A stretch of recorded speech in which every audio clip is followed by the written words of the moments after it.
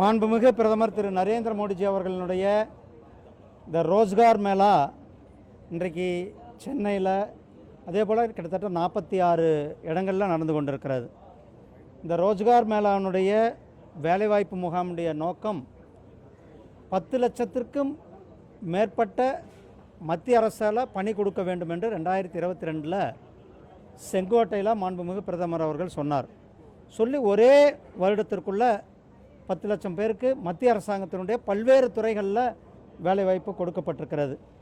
அதற்கு பிறகு இப்போ கண்டினியூவாக அந்த ஒரு வருடத்தில் 10 லட்சம் பேர் கொடுத்த பிறகும் கூட கண்டினியூவாக இது ஒரு ரெகுலர் ப்ராசஸாக இந்த வேலைவாய்ப்பு முகாம்களானது நடத்தப்பட்டு கொண்டிருக்கிறது.